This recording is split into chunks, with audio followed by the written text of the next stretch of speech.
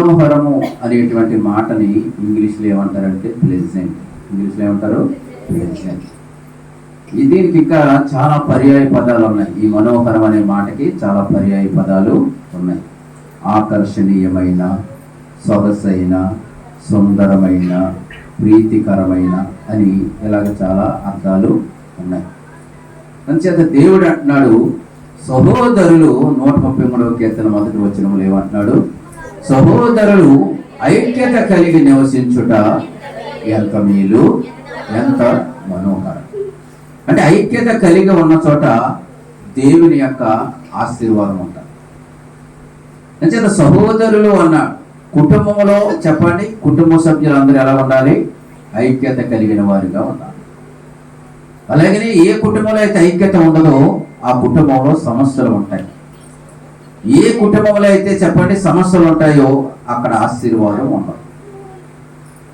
అంచేత దేవుని సంఘంలో కూడా దేవుడు తన ప్రజలు ఎలా ఉండాలని దేవుడు కోరుకుంటున్నాడు అంటే ఐక్యత కలిగిన వారిగా, సమాధానం కలిగిన వారిగా ఉంటే దేవుడు అది మనోహరము అంటున్నాడు. అంచేత మన అందరి జీవితాలలో కూడా మనము ఐక్యత కలిగిన బిడ్డలుగా ఉండాలి. అక్క చెల్లెల ఐక్యత కలిగి ఉండాలి, అన్నదమ్ముల ఐక్యత కలిగి ఉండాలి, తల్లిదండ్రులు పిల్లలు అందరూ ఐక్యత కలిగిన వారిగా ఉండాలి. అలా ఉంటే చూసే వారికి ఎలా ఉంటుందట?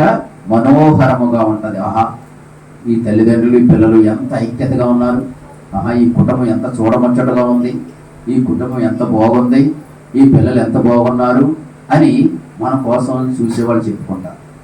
ఒక ఐక్యత లేదనుకోండి, ఈ కుటుంబం ఎలా ఉన్నారేంటి, వీళ్ళు ఎలా ఉన్నారేంటి, తల్లిదండ్రులకు పడదు, పిల్లలకు పడదు, ఎలా ఉన్నారేంటి వీళ్ళు అని రకరకాలుగా మన కోసం మాట్లాడుకునే అవకాశం ఉంటుంది. అలాగే సంఘములో కూడా, దేవుని సంఘములో కూడా దేవుని పిల్లలు ఐక్యత లేకుండా, సమాధానం లేకుండా ఉన్నారనుకోండి, మనల్ని గురించి కూడా మనుషులు మాట్లాడుకుంటారు. అందుచేత దేవుడు అంటున్నాడు, సహోదరులు ఐక్యత కలిగి ఉండాలి. అందుకనే చాలా మంది ఒక మంచి కొటేషన్ ఉంది ఇంగ్లీష్లో, యూనిటీ ఈజ్ స్ట్రెంగ్త్ అన్నారు. ఐకమత్యమే మహాబలం. అంచేత ఐక్యత ఉన్న చోట ఏం జరుగుతుంది అంటే అక్కడ అందరూ సమాధానంగా ఉండడానికి ప్రయత్నం చేస్తారు. రెండవదిగా ఏదైనా సమస్య వచ్చినప్పుడు అందరూ కలిసి ఆ సమస్యను ఎదుర్కోవడానికి కూడా ప్రయత్నం చేస్తారు. అంచేత ఐక్యత అనేది చాలా ప్రాముఖ్యం.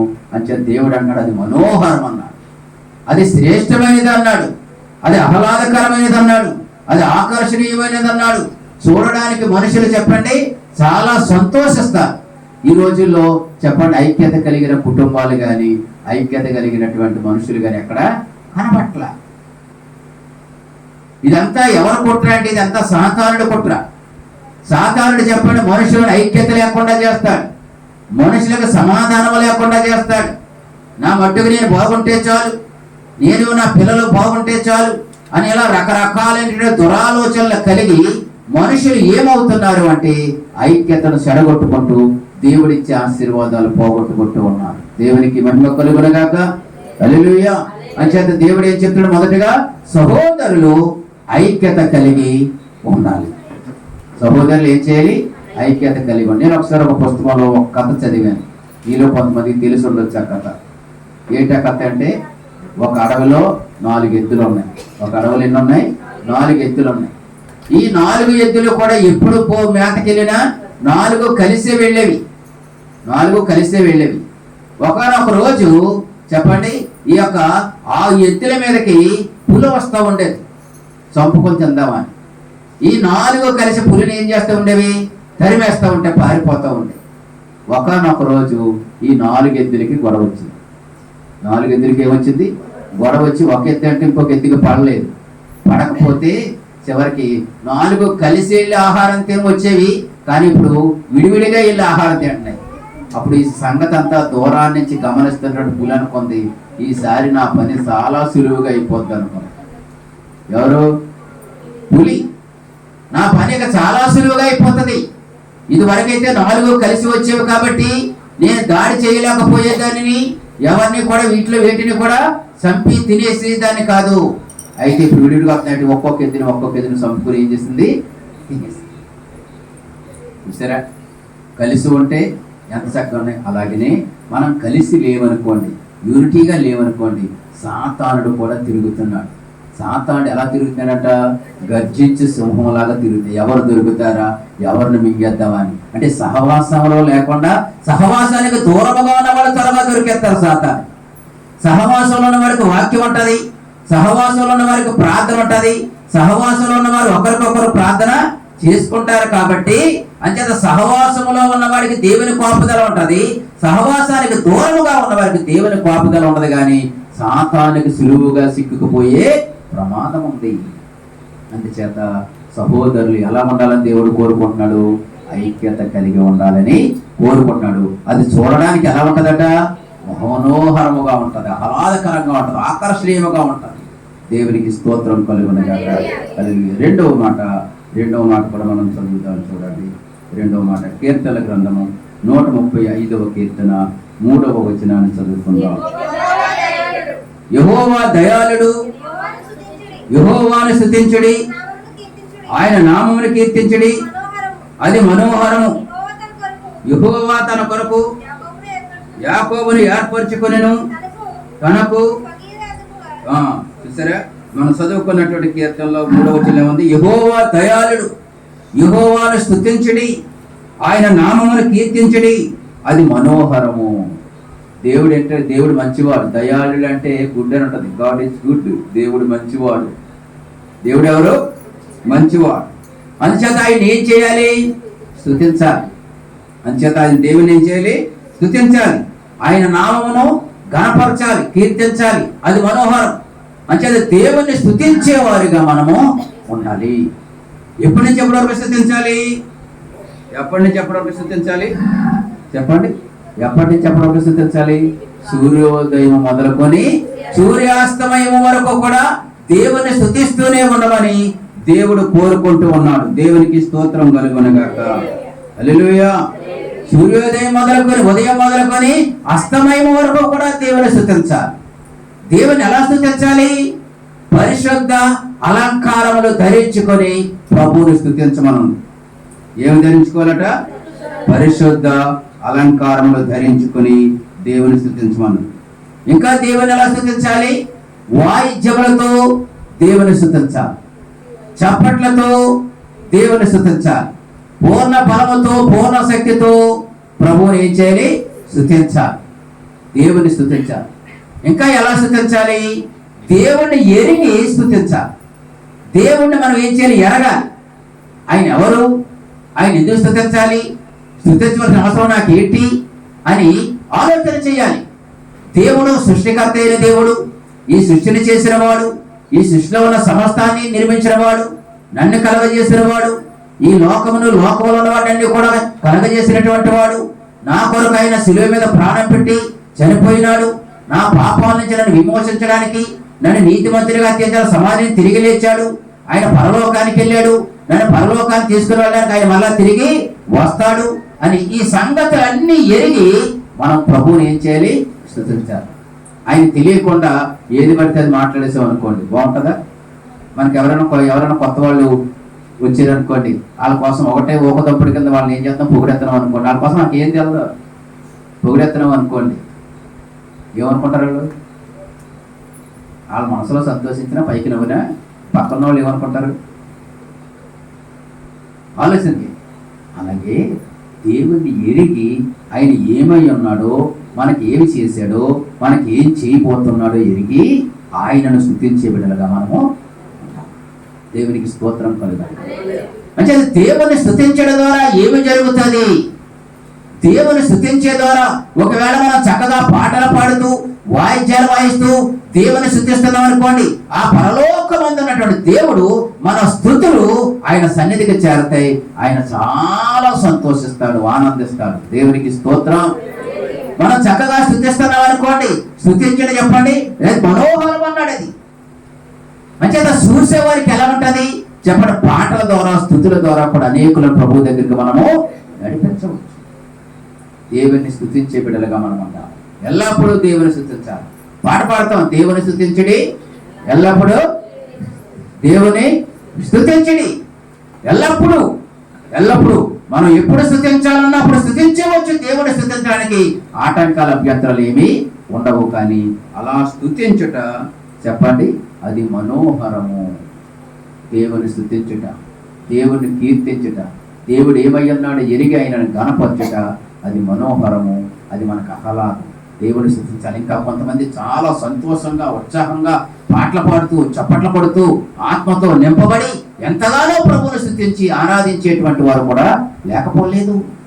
అంచేత దేవుని స్తుతించేవారు పరిశుద్ధత కలిగి స్తుతిస్తూ, పరిశుద్ధత కలిగి పాటలు పాడుతూ, పరిశుద్ధత కలిగి వాక్యం చెబుతూ, పరిశుద్ధత కలిగి వాయిద్యాలు వాయిస్తూ ప్రభువును స్తుతిస్తూ ఉంటే ప్రభువుకి ఎక్కడా లేనంత మహిమ ఘనత కలుగుతుంది. అందుచేత దేవుని స్తుతించుట మనోహరము అన్నారు. అంచేత బిగ్గరగా ప్రభువును స్తుతించాలి. ఒకవేళ దేవుని స్తుతించవలసి వచ్చినప్పుడు మనం మౌనముగా స్తుతించడం కాదు, దేవుని గంభీరదనిగా తాళములతో బిగ్గరగా చప్పట్లతో ఆయన స్తుతించమన్నాడు. కాబట్టి ఆయన స్తుతించే బిడ్డలుగా మనము ఉండగలగాల. దేవునికి స్తోత్రం కలుగునగాక. హల్లెలూయా. మరికొన్ని మాటలు మనం చదువుదాం. చూడండి, మరికొన్ని మాటలు మనం చదువుదాం. సామెతల గ్రంథము 2వ అధ్యాయం 10వ. జ్ఞానము నీ హృదయమున వచ్చును, తెలివి నీకు మనోహరముగా ఉండును.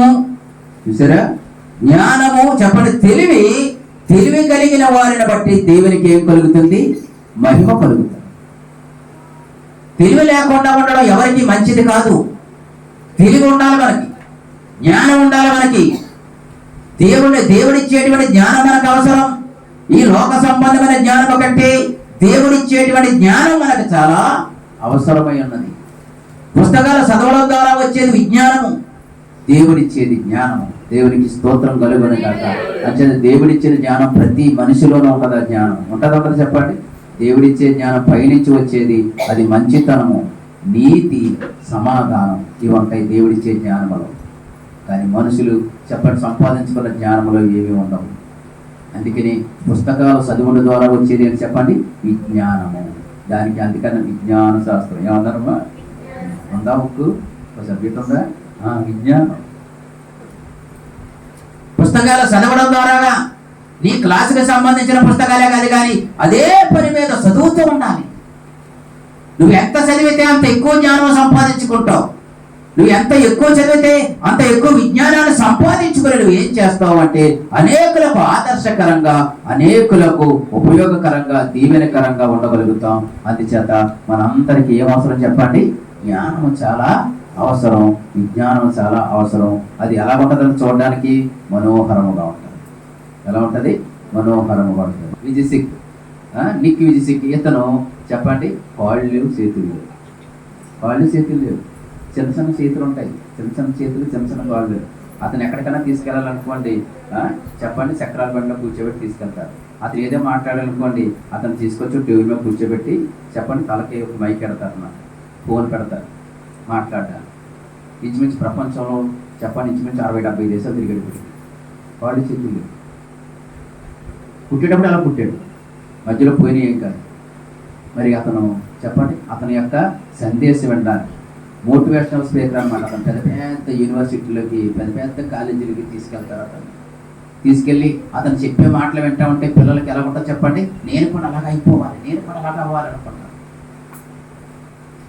కానీ అతను ఏమనుకుని ఉండాలి? కానీ అతనికి తెలిసిన విషయాలు మనకెవరికి తెలియదు. కాళ్ళు చేతులు స్విమ్మింగ్ పూల్లో దిగి ఈత కొడతాడు. స్విమ్మింగ్ పూల్లో ఈత కొడతాడు. స్విమ్మింగ్ పూల్ అంటే చెప్పండి పొలం ఉంటుంది కదా, నీరు తినపడి ఉంటుంది, అందులో దిగి ఈత కొడతాడు, కారు నడుపుతాడు, చాలా విషయాలు చేస్తాడు. చాలా విషయాలు మనకు అన్నీ ఉన్నాయి చెప్పండి. మంచి కాళ్ళు ఉన్నాయి, మంచి చేతులు ఉన్నాయి చెప్పండి, మంచి కళ్ళు ఉన్నాయి, మంచి అందం ఉంది చెప్పండి, మంచి నోరు ఉంది. గత్మాలు తిట్టినాక మనకు అన్నీ ఉన్నాయి. కానీ మనం ఏం చేయట్లేదు, ఏమి నేర్చుకోవట్లేదు. మనం ఏమి నేర్చుకోవాలి, కనీసం దేవుని వాక్యాన్ని కూడా చదవడం లేదు. అన్నీ ఉన్నాయి కానీ మనకి ఎవడు అన్నాడు ఒకసారి, అన్నీ ఉన్నాయి అల్లుడి నోట్లో సినోందరా బాబు అన్నాడు. అన్నీ ఉన్నాయి కానీ అల్లుడి నోట్లో ఏముంది? సినోందరా బాబు అన్నాడు. మనకు మనకు అన్నీ ఉన్నాయి, అన్ని అవయవాలు బాగానే ఉన్నాయి, కానీ మనం చేయవలసిన పనులు మనము చేయడం లేదు. అందుచేత చదువుకుంటున్న పిల్లలు చాలా మంది ఉన్నారు. మీరు ఏం చేయాలంటే పట్టుదలతో, ఆసక్తితో మీరు ఏం చేయాలి? చదవాలి. చదివే చేయంగా పెట్టుకోవాలి.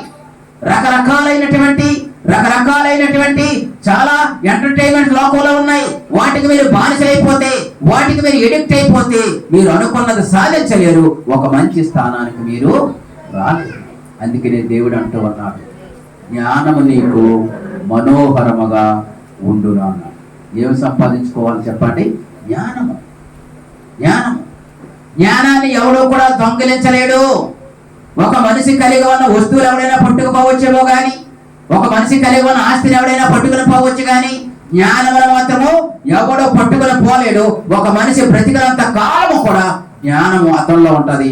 అతనుకున్న జ్ఞానాన్ని బట్టి అనేకులకు తనకు ఉపయోగపడుతుంది. ఆ జ్ఞానం తన ఇంటి వరకు ఉపయోగపడుతుంది, తన పుట్టినటువంటి ఊరికి ఉపయోగపడుతుంది, ప్రపంచానికే ఉపయోగకరముగా ఉంటది. దేవునికి స్తోత్రం కలుగునగాక. హల్లెలూయా. అందుచేత చదువుకుంటున్న పిల్లలు మీరు కష్టపడి చదవండి, ప్రయోజకులు అవ్వండి. చదువుకోమంటే తల్లిదండ్రులే తిరగబడకండి. చదువుకోమంటే బొమ్మలాట చూస్తామనుకోకండి. చదువుతామంటే ఫోనే కావాలనుకోకండి. మీ భవిష్యత్తు ఫోన్ కాదు, మీ భవిష్యత్తు టీవీ కాదు, మీ భవిష్యత్తు సోకు సరదా కాదు, కానీ మీరు అనుకున్నది సాధించేంత వరకు కూడా చదువుతానే ఉండాలా. దేవుడు మిమ్మల్ని దీవెంతాడు. ఆసక్తి కలిగిన వాళ్ళని దేవుడు దీవెంతాడు, ఆసక్తి లేని వాళ్ళని దేవుడు దీవించాడు. అందుచేత చదువు చాలా ప్రాముఖ్యమైనది, చదువు చాలా శ్రేష్టమైనది. అందుచేత తెలివి కలిగిన వాడు చెప్పండి, జ్ఞానం కలిగిన వాడు ఒక ఉన్నతమైన స్థానానికి వచ్చినప్పుడు ఏం చేస్తారు చెప్పండి? అనేకులు ఏం చేస్తారు చెప్పండి? మన దగ్గరకు వస్తారు, బాగున్నారని పలకరిస్తారు. ఎందుకంటే ఎవరు కనపడతారు? మనలోనూ మనం కనపడం. మనలో ఉన్న జ్ఞానం కనపడతాం వాళ్ళకి.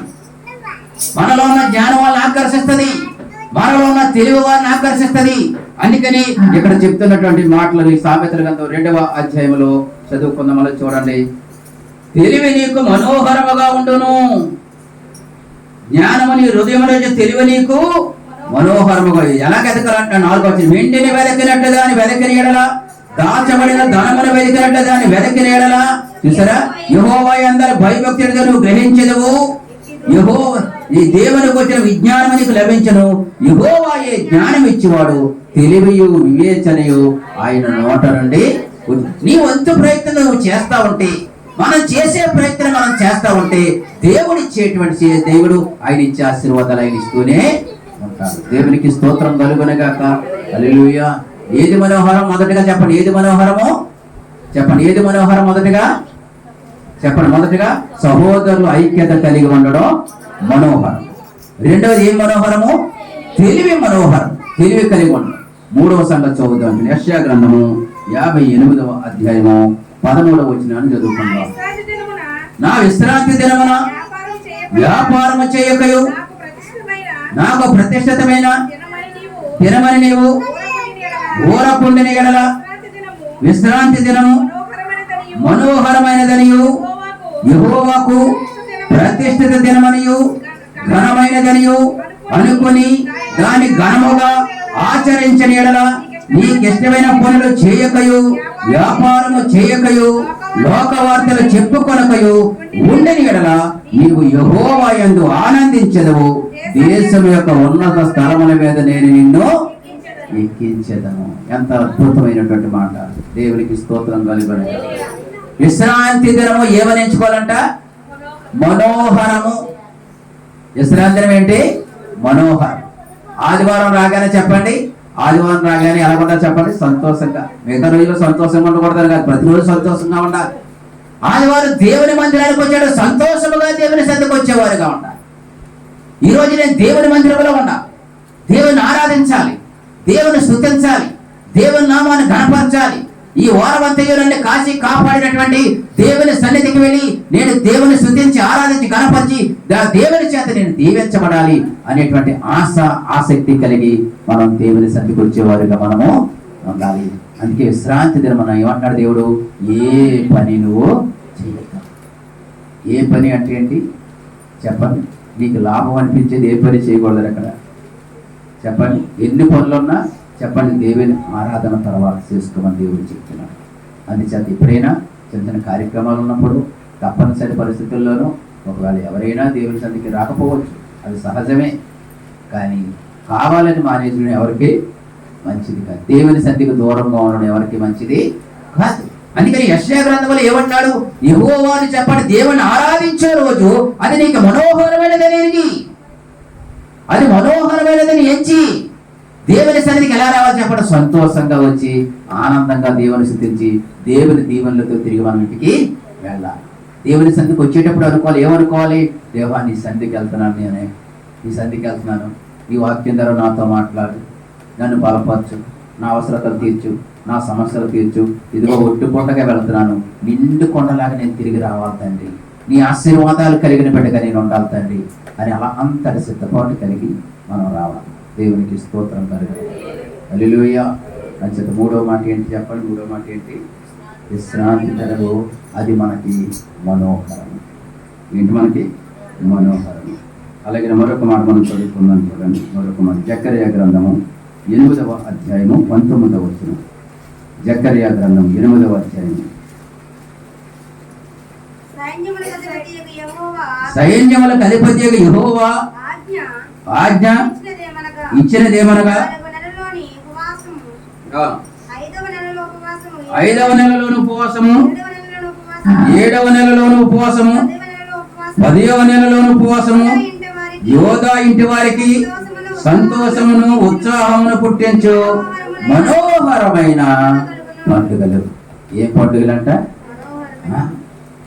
సంఘంలో జరిగేటువంటి కార్యక్రమాలు ఎలా ఉండాలి మనకి? పండుగలు ఏముంటది చెప్పండి? పండుగలు ఏముంటది? పండుగ ఏంటి చెప్పండి? పండుగలు అందరూ ఎలా ఉంటారు?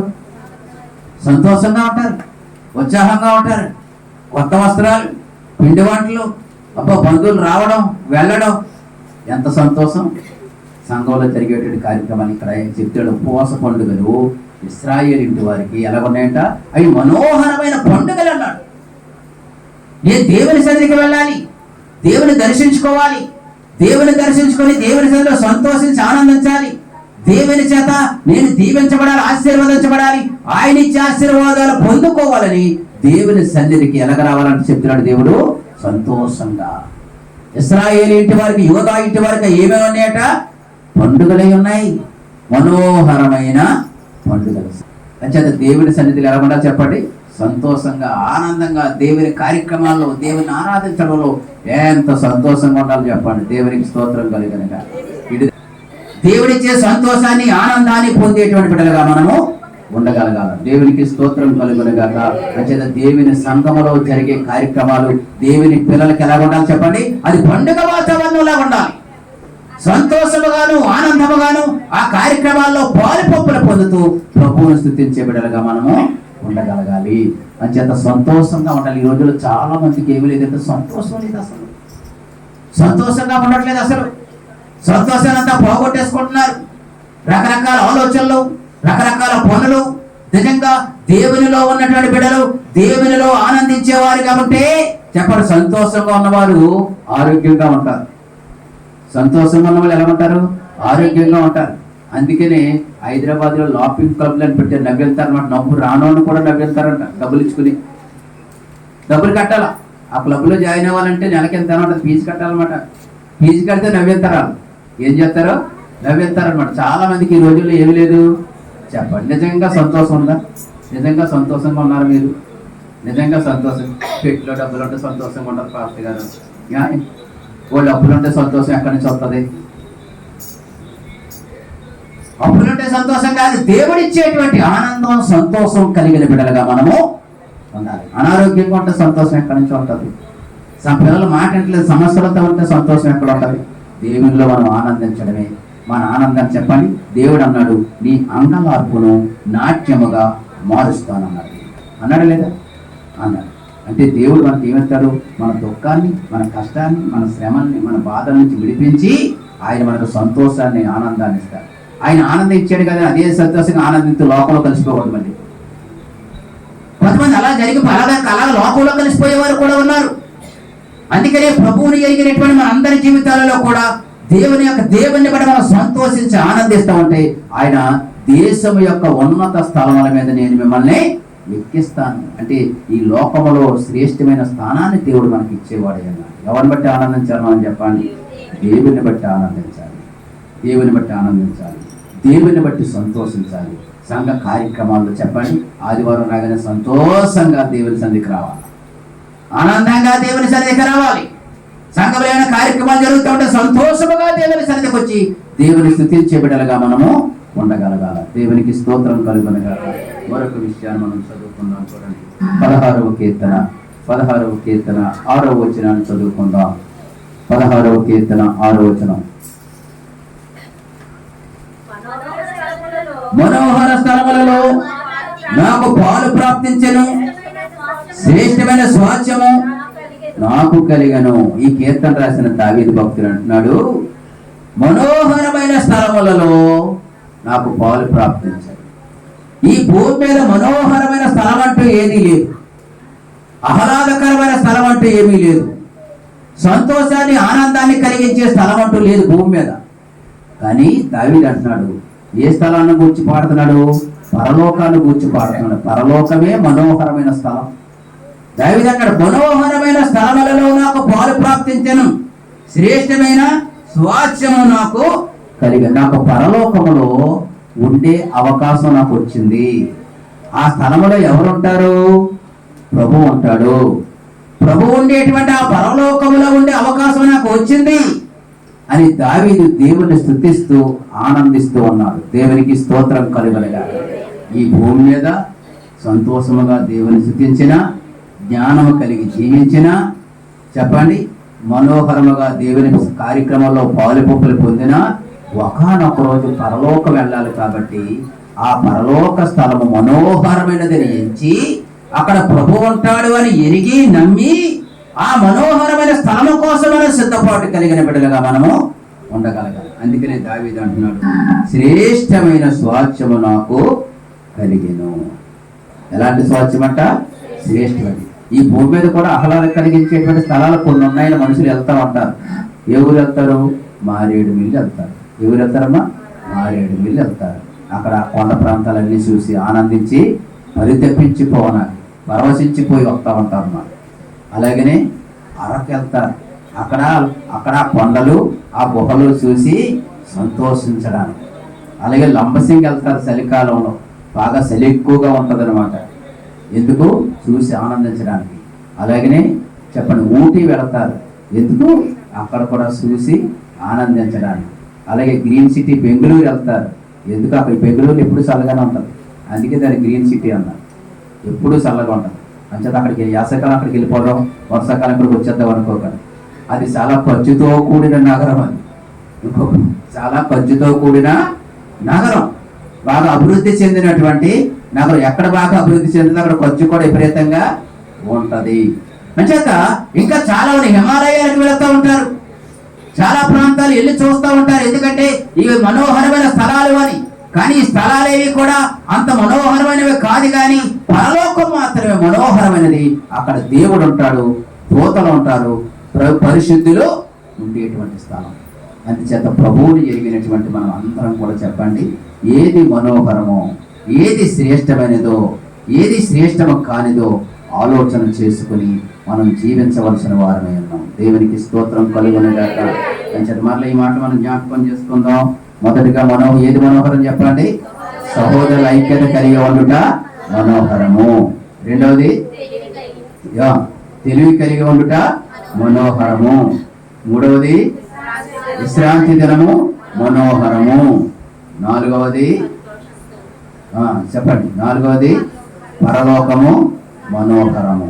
అందుచేత ఆ మనోహరుడైనటువంటి ఎంతకీ ఈ మనోహరాన్ని చేతి దేవుడెవరు? యేసయ్య. ఆయన అలాంటి ఒక్క మాట చదువుకుని ముగించుకుందాం. చూడండి, ఆయన కోసం ఒక మాట చదువుదాం. పరమగీతాలు 1:16. సామెతల గ్రంథం తర్వాత, నా ప్రియుడు నీవు సుందరుడవు, అతి మనోహరుడవు. చూసారా? యేసయ్య కోసం చెప్పడం మాట ఏంటట? ఆయన ఎలాంటి వాడట? ఎలాంటి మనోహరుడు? 1:16 ఏముంది? నా ప్రియుడా నీవు సుందరుడవు, అతి మనోహరుడవు, దేవునికి స్తోత్రం కలుగునుగా. 2:14 చూడండి. బండ సందులలో ఎగురు నా పావురమా, పేటు బీటలా నాశ్రయించిన నా పావురమా, నీ స్వరం మధురము, నీ ముఖము మనోహరము, దేవునికి స్తోత్రం కలుగునుగా. హల్లెలూయా. 7వ అధ్యాయం 6వ వచనం కూడా చదవండి. 7వ అధ్యాయం 6వ వచనం. నా ప్రియులారా ఆనందకరమైన వాటిలో నీవు అతి సుందరమైన దానవు, అతి మనోహరమైన దానవు, దేవునికి స్తోత్రం కలుగునుగా. యేసయ్య ఎలాంటి వాడంట? మనోహరుడు. యేసయ్య ఎవరు? మనోహరుడు, ఆకర్షణీయమైన వాడు, శ్రేష్టమైనటువంటి వాడు. అలాగని సంఘము కూడా ఎలాంటిదని చెప్తాడు 7వ అధ్యాయం 6వ వచనంలో. సంఘము కూడా మనోహరమైనదే, దేవునికి స్తోత్రం కలుగునుగాక. సంఘమును చూచి యేసయ్య మురిసిపోతాడు. నా బిడ్డలు ఎంత చక్కగా ఉన్నారు, ఎంత మనోహరముగా ఉన్నారు, ఎంత పరిశుద్ధముగా ఉన్నారు, ఎంత పరిశుద్ధముగా జీవించి నా దగ్గర పరలోకానికి వచ్చారు అని ఒకానొకరు ఈ సంఘాన్ని చూసుకోవడానికి ఏం చేస్తాడు? మురిసిపోతాడు. దేవునికి స్తోత్రం కలుగునుగాక. అందుకే సంఘములో ఉన్నవారు అందరూ కూడా చెప్పండి, నీతిగాను భక్తిగాను పరిశుద్ధముగాను మనం జీవిస్తే ఒకానొక రోజు యేసే మనల్ని చూసి అంటాడు, నువ్వు ఎంత మనోహరమైన సంఘమా అని మనం చూసి ఆయన సంతోషపడిపోతాడు. దేవునికి స్తోత్రం కలుగునుగాక. హల్లెలూయా. కానీ దేవుని పిల్లలుగా చెప్పండి, దేవుని పిల్లలుగా మనము ఎలాగ ఉన్నా కానీ మన దేవుడు మనల్ని ఏం చేస్తాడు? మనోహరమైన వారిగానే చూస్తాడు. దేవునికి స్తోత్రం కలుగునుగాక. హల్లెలూయా. అందుచేత మనందరి జీవితాల్లో మనోహరము కలిగిన బిడ్డలుగా మనము జీవించేవారిగా ఉండాలి. మనోహరము కలిగిన బిడ్డలుగా మనం ఉంటే మనల్ని బట్టి దేవునికి మహిమ కలుగుతుంది, మనల్ని బట్టి సంఘానికి మంచి పేరు వస్తుంది, కుటుంబానికి మంచి పేరు వస్తుంది, మనం నివసించేటువంటి గ్రామానికి కూడా మంచి పేరు మనల్ని బట్టి వస్తుంది. అట్టి కృప, అట్టి ఆశీర్వాదము ప్రభు మనందరికి అనుగ్రహించును గాక. హల్లెలూయా. ప్రార్థన చేసుకుందాం. ప్రేమగల యేసయ్య, కృపగల మా తండ్రి, వినిన ఈ మాట ప్రకారంగా జీవించడానికి సహాయం దయచేయండి. యేసు నామములో తండ్రి.